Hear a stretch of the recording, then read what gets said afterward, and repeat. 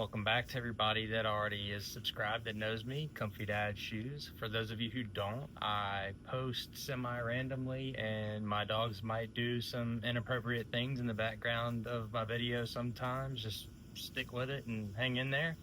Today, if you found yourself here, you're probably looking at the DR650. You might be looking at a KLR, you might be looking at an XR650L, KLX300, CRF300, DRZ4S, maybe even the KTM 390 Enduro or Adventure R that's coming out. I can go on pretty extensively here.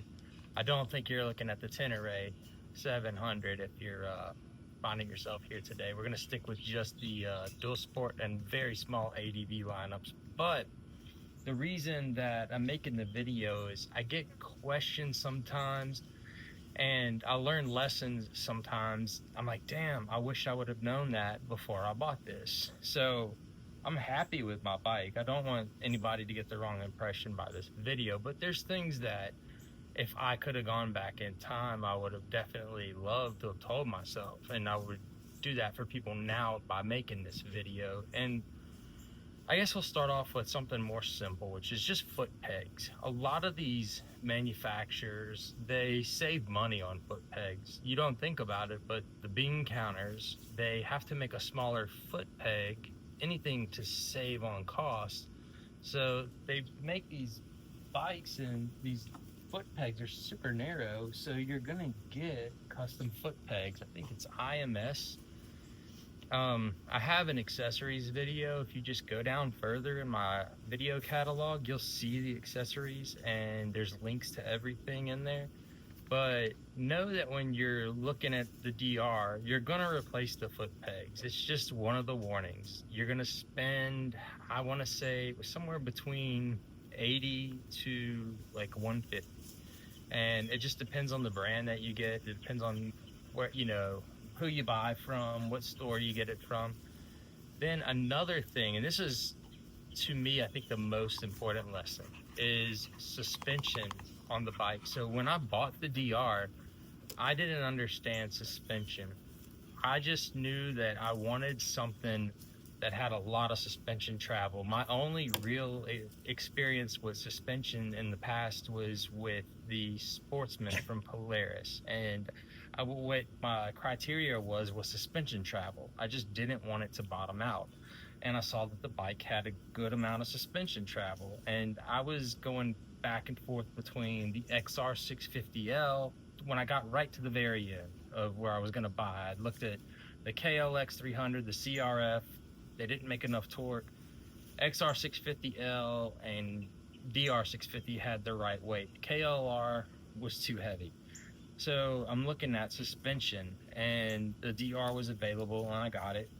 But what I didn't know was the XR650L has rebound adjustment, and the DR has no rebound adjustment. So if you don't know what that is, basically, if I wanted to, I have them here. I have heavier duty springs that can support weight better. I have them for the front, I have them for the rear. Well, if you don't know what rebound is, it's when you're coming back up, that's the force that the bike's getting pushed back up, how well controlled the rebound is. And you can adjust that on the XR. It has cartridges in the front and has rebound adjustment in the rear. The DR, you can't do that. So when I add, or anybody that buys this bike, you're gonna have to get a suspension if you want. It's called the pogo effect. You can control the compression by putting the heavier springs on so it can control the speed down, but you can't have the speed up controlled. So I'm probably gonna get a YSS suspension. I was gonna try to get away with just adding springs. I don't feel comfortable with it because of the pogo effect. Because I can't control the rebound, I feel like when I start doing more trail rides, I'm gonna lose control on the trails. I feel like it's gonna get loose on there. And that's not just me saying that. That's people that have a lot more experience with the DR recommending that and telling me that. Cross-training enduro, cross-training adventure, it was a small comment I made on their channel, and they were like, yeah, I would really recommend that you probably also work on the shock too. Also have cartridges in the front too. So that's a big one. I took up a lot of time there. The next thing is going to be engine heat. You're going to notice this bike incredibly hot. And I made a video about this, and I didn't want to touch on it back then because I didn't feel like I had enough uh, in my wheelhouse to talk about carb adjusting. So I just really mentioned, getting rid of the pair valve that comes on the newer bikes and slowing down the idle, and also making sure that you're not burning high octane fuel.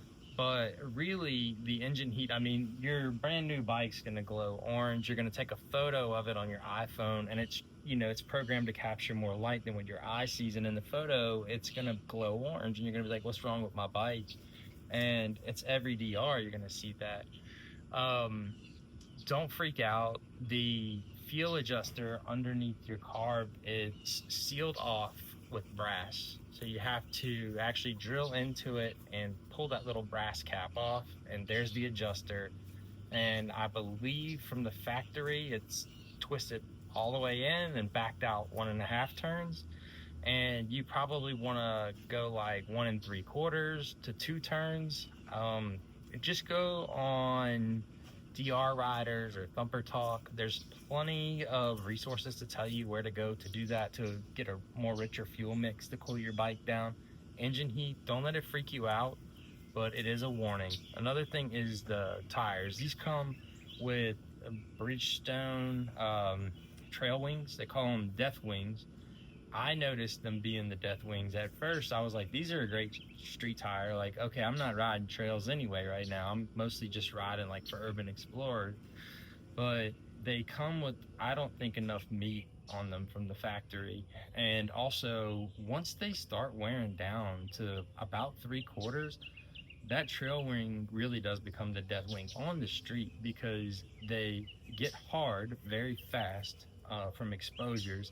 And this thing turns into like a dirt track car. It turns into like a super slippery ass motorcycle. And maybe it's the 650's torque, but I don't trust that tire. You will change that tire way sooner than the tire life is out. There's probably dudes out there that are like, man, I had my trail wing for 2, 3, 4, 5,000 miles. Good, man. That's cool. I'm glad that worked out for you. For me, it did not. Now, another thing is the lighting on here. It's gonna be terrible from the factory. It's gonna feel like 2 candlesticks are inside of a glass container lighting your way. You're not gonna be able to see very much at all at night. Like, I don't know how they did it in the 80s. I really don't, because when I got this bike, I don't know if I have like astigmatism or something, but I couldn't see anything. I had to get the JNS plug and play headlight for this thing, because there was no way I was gonna go driving in traffic. And maybe in the 80s it's because every car, had, what was it, halogen bulbs. Maybe it's because every car had dimmer headlights that you could get away with it. Because trying to drive against cars today that do have LED bulbs, God, these gnats are getting me. But trying to drive against that today, you don't stand a chance. So you have to change your headlight. Then the next thing is the seat. There's people, this comes down to your body weight and your body mass. 6'4", 235 pounds. I had to get a Seat Concepts comfort seat, and I got that carbon grip because, like I said in my last video about the Suzuki, the gripper top is also really absorbent for water. So if you ride somewhere and it rains, you're going to be soaking that up in your butt. You don't want that to happen. There's a bonus round here. Let me let them finish doing what they're going to do. But the NSU, you'll hear about that. If your bike is older than the 2017 models, that's the only time you have to worry and check if the NSU was done, the neutral sending unit. And it's just really more to do with like thread locker and securing the piece of metal around it. Then the other thing is, let's see, your chain roller. I put the bolt matching the thread pattern in and forgot about it.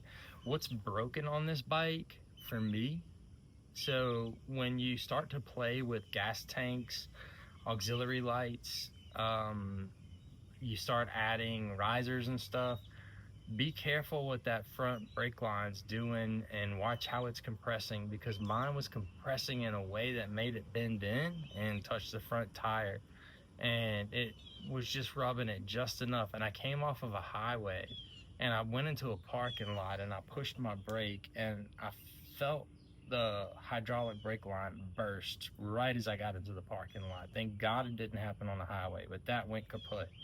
Another thing that fails is the choke. The factory choke falls apart, man. It's complete garbage from the factory. So just get a remote choke, like the ones you pull from the side. And when I'm going down the road, I can just kind of kick that thing, you know? And other than that, that's about it.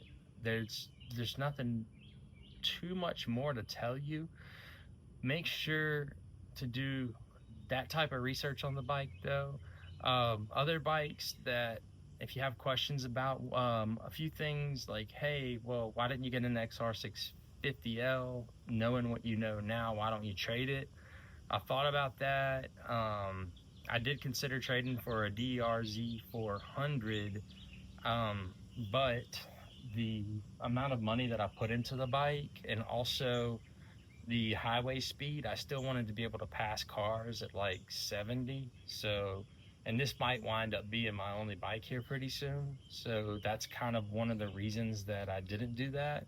And with the XR650L, it is higher, but one of the things they did to make you safer on the trails is the pegs ride higher. So you'll hear people say you've got to be really tall to get on the bike, but then when you get on the bike, you've got to be a jockey. You've got to be really short because the pegs are so high. And so I thought, even with a lowering kit, I'm still going to be uncomfortable on that bike. Also, the KLR, it was just too much like the other bikes as far as the weight goes.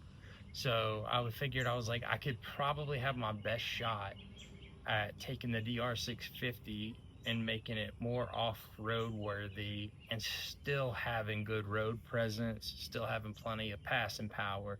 So I still went with the DR650 over everything. So don't take this video as don't buy this. Take this video as this is what you got ahead of you. This is what's coming up. These are some things to be prepared for. Look out for it.